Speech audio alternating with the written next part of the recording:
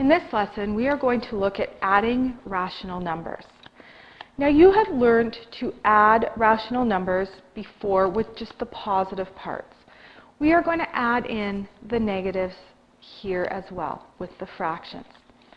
So, when you are adding a fraction, you need to find a common denominator. So we'll start with the first one. You have 8 and 2. Your lowest common denominator is going to be 8. If you did not know that, you could simply multiply your two denominators together. 8 times 2 is 16, and work with that value. It's not your smallest, and there will need to be some reducing at the end, but it will work. If you can find the lowest common denominator, it makes it a simpler process at the end. So we need to change the second fraction so that it has a denominator of 8.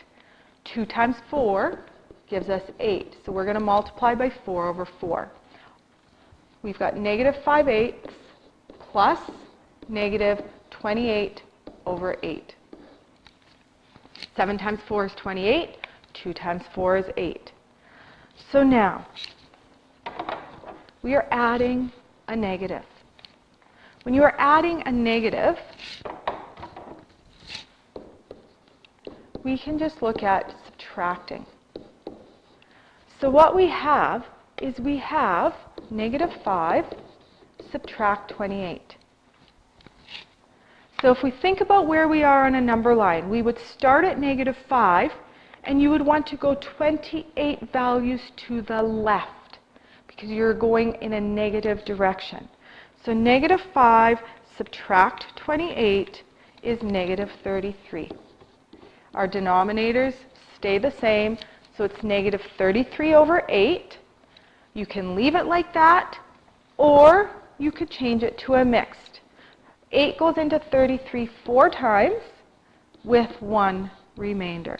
So it could be written as negative 4 1/8. You do not have to switch it though. Let's look at the second one. 5 over 3 plus negative 3 over 2.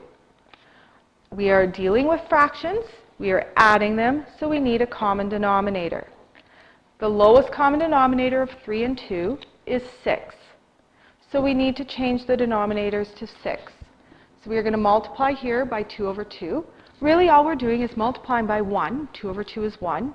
So it's a legitimate process. And here, we're going to multiply by 3 over 3 because we want our denominators to be the same.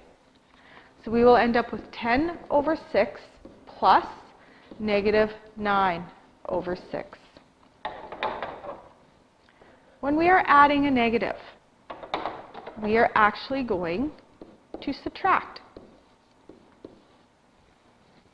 our numerators. So we have 10 minus 9. 10 minus 9 is just 1. Our denominator stays the same. Our answer here is 1/6.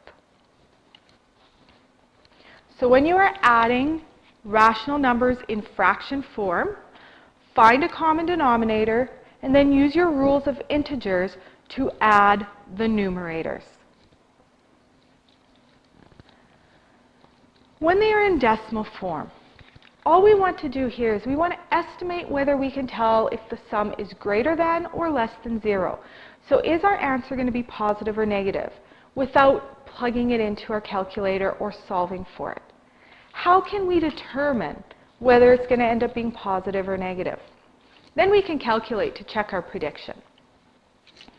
Well, if we look at the first one, we have a negative 2/3 and we're adding it to 5, or sorry, not negative 2/3, negative 2.3, and we're adding it to a positive 5.6. So what we want to do is, which of those values on the number line is further from 0?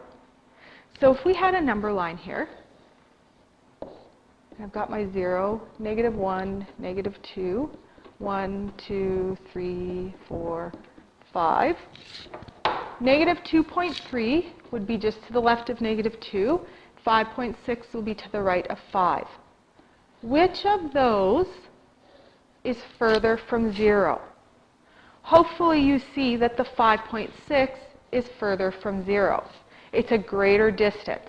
Therefore, we are adding more positives than what we are with the negatives. Our answer, therefore, is going to be positive. Let's check it. Go ahead and put it into a calculator, and you will find that your answer is 3.3. How does this help, you might be asking? Sometimes the adding of negative numbers with decimals is difficult to do. But if you always can tell whether your answer is going to be positive or negative, you could always take the larger numerical value, not including signs, and subtract the smaller one.